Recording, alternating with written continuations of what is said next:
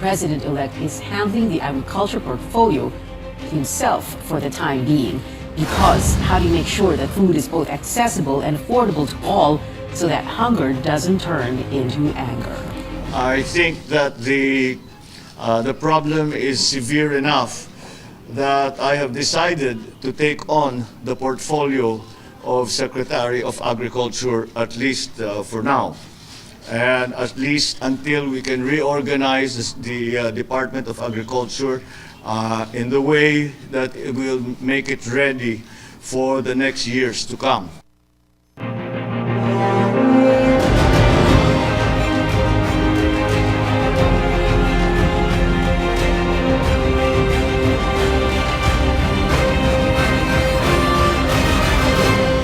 So for the short term, which is the immediate, there is a global food crisis right now, wherein the food price index of is higher than when you compare it during the 2008 and 2011-12 food crisis. Sorry, but I cannot share my screen. No, we're going to take care of that. You can go ahead with the points you want to make, and we're going to be showing your PowerPoint. Yeah, and then if you take a look at meat prices, even all of the agricultural commodities, they're going up, and they're higher than the 2008, 11, 12 years, wherein we have global food crisis during those period. Mm-hmm. And then the long-term problem is really the underdevelopment of the agriculture, fishery, and forestry sector. Mm-hmm. And because of this underdevelopment, we have low productivity, and this have two major socio-economic impacts, negative socio-economic impacts. One is the high poverty incidence in the agricultural households, and the other one is soaring domestic food prices. All right. You're referring to the screen, the particular slide, which is entitled The Underdevelopment of the AFF.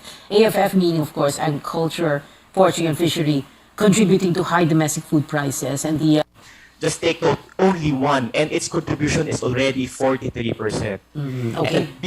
Yes. Yeah. Earlier, you were referring to this agriculture, forestry, and fishing sector is growing by only 2.5%, and its contribution to GDP was only 0.3%. Again, within that same time period, 2001 to 2021.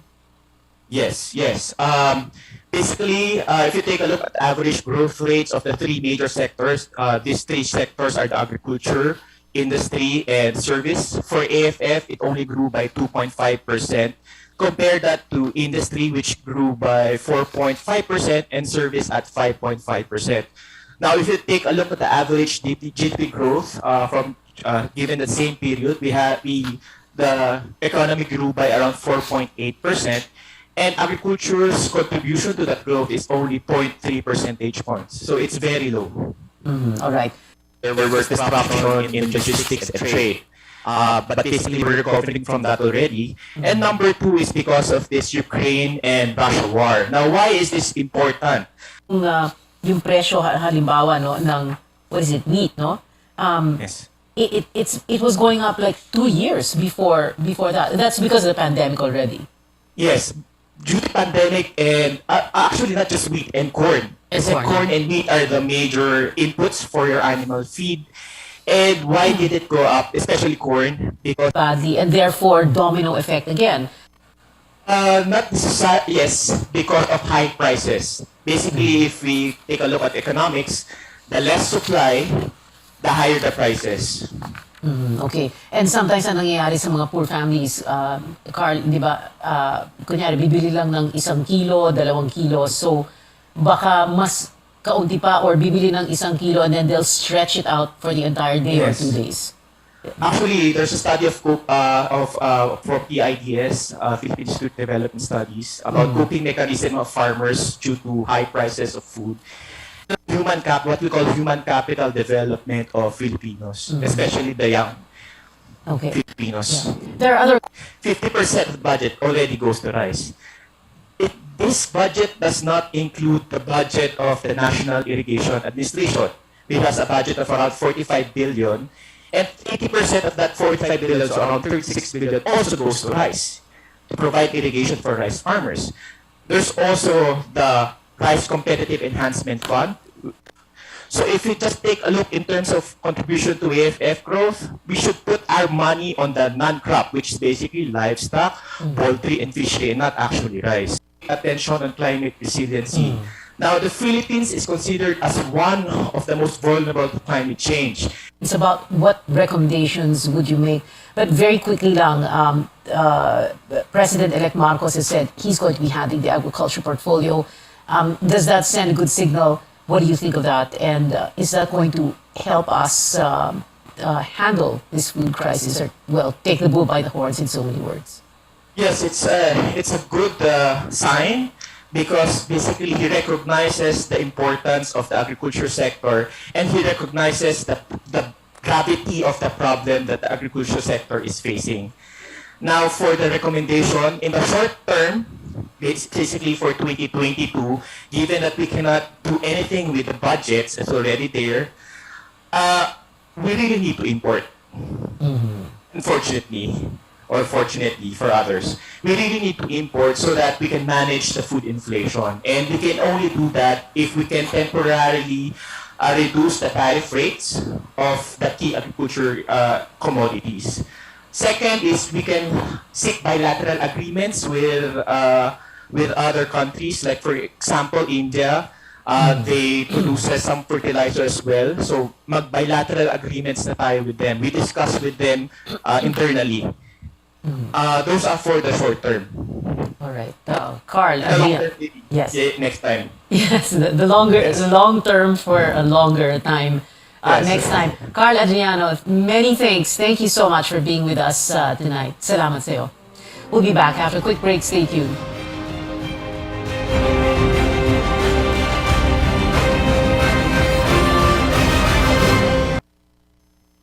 Para di madaling masira ang ngipin ng pamilya, ngayon pa lang, Unique toothpaste for brushing every after kumain. dahil ang unique toothpaste may Max Protect formula. Ngipin ay Max Alaga, Max Protektado pa. Helps stop cavities even before they start, while keeping breath fresh with regular use. Unique toothpaste for brushing para siguraduhin ngipin ay Max Alaga, Max Protektado pa. Unique. Max Alaga, Max Protectado with unique toothpaste maximum fluoride protection. Manufactured by ACS Manufacturing. ISO certified world-class quality. ACS.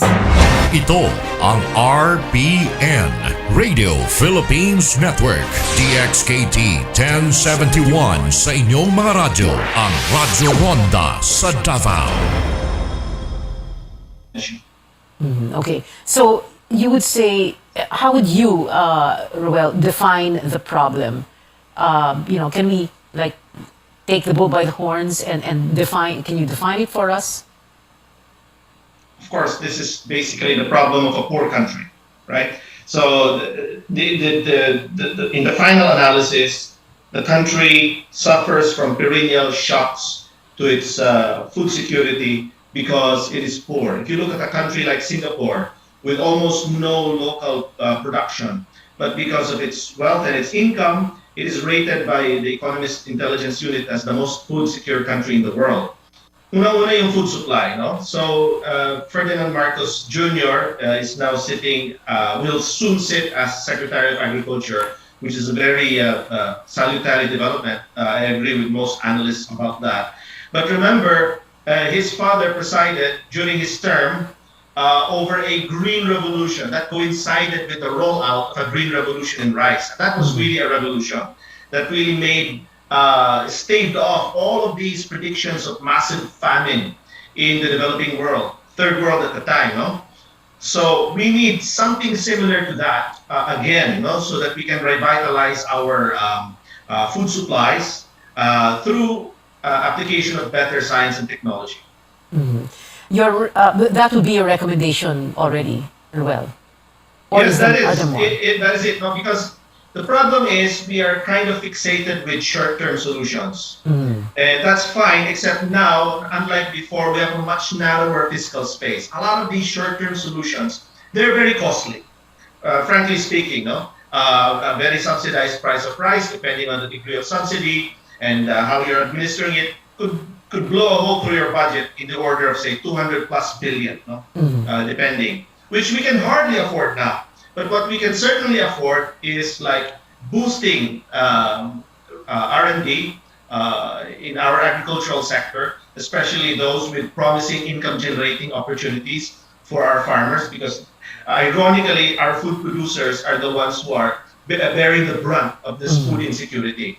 Now, of course, we tend to be distracted by the need for very short-term solutions, no? But the fact of the matter is we have postponed too long the need to undertake long-term solutions. The sooner we can do it, the better, and we'll be in a better position to face the next crisis, because it will come.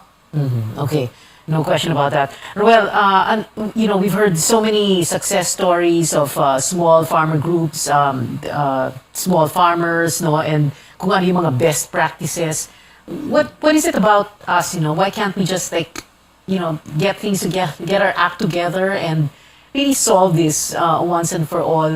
It's sad, no, like you say, this is a problem of a poor country.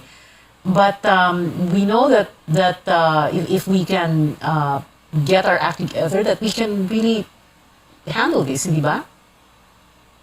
I think one of the big problems is we have attributed much of the problem to a mistaken villain. So many of the actors think that market forces are at the root of the problem, when in fact it's not. No, market forces are actually one of the solutions out of the problem. So for instance, there's a market force that will tend towards, after decades of social justice, which I acknowledge, in terms of breaking up the large estates characterizing our countryside before. So this goes to the problem mentioned by Professor Adriano, no? But we have gone a little bit too far in terms of fragmenting, because of the combination of the land reform program plus population growth. And yet the land reform program is also freezing our land markets and making them too rigid, so that we don't allow for consolidation of land holdings. Access to world markets. So even though all of these world market developments are forcing up world prices that we've already discussed, our own governance, which is forcing us to pay higher prices for these stuff. Okay, maybe the problem will solve itself, and then we'll wait for the next one. We'll just muddle along as usual. So I think with the new decisive mandate, the new government might be able to make a turnaround. All right, ayusin na natin ito. Ruel Briones, agricultural economist. Ruel, thank you very much for being with us tonight. We'll be back after a quick break. This is Politics as Usual.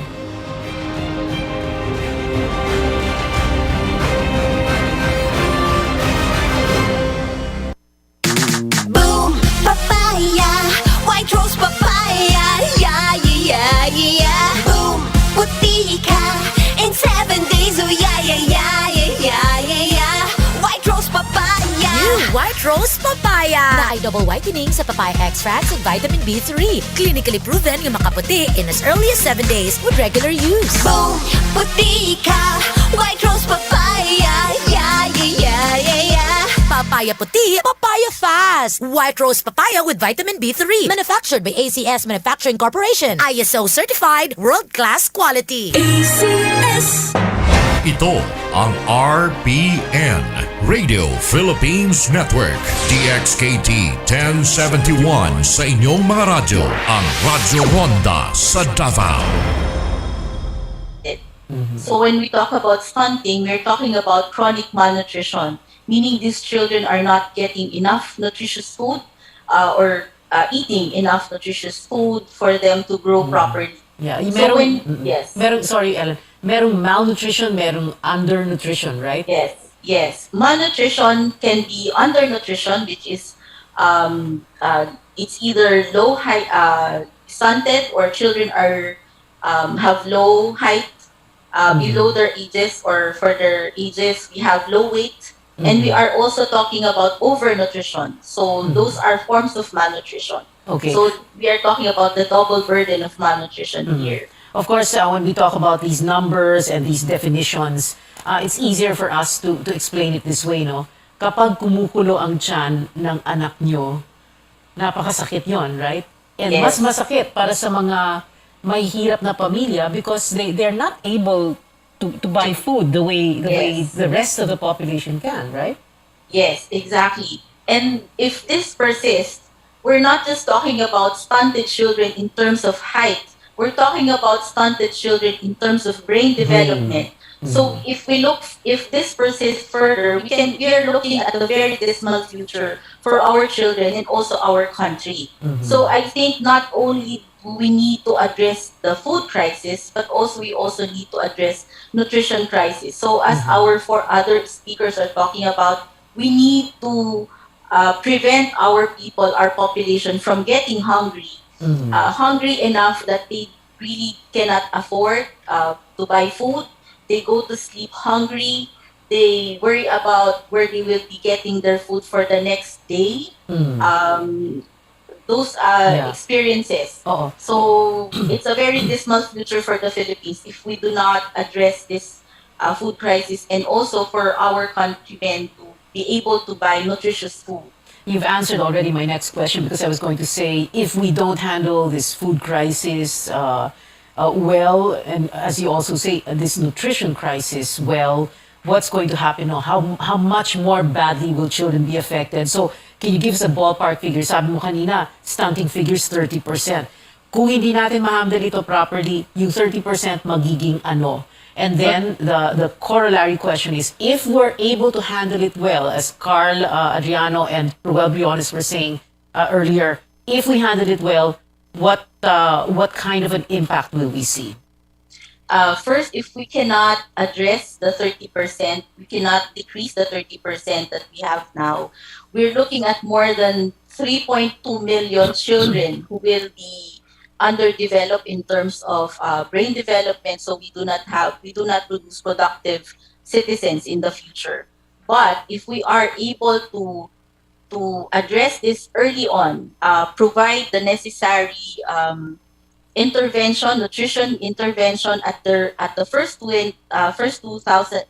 2 years of a child's life, then we are looking at a better future for our children. So they are able to go to school. They will be more competitive in the school. When they become adults, they will also be competitive at work, and then will be very productive. They have better job opportunities for them to have better jobs, better incomes. Thank you so much for joining us, Ellen Ruth Abella of the National Nutrition Council. Maraming salamat sa iyo, Ellen. We've been told before, don't talk politics at the dinner table or at a family reunion or in Viber groups and risk warfare, digital and otherwise. But we can talk about it here at this table on this show. Your weekly political appointment fix, politics as usual. I'm Pia Hontiveros. See you back here next Wednesday, 8 p.m.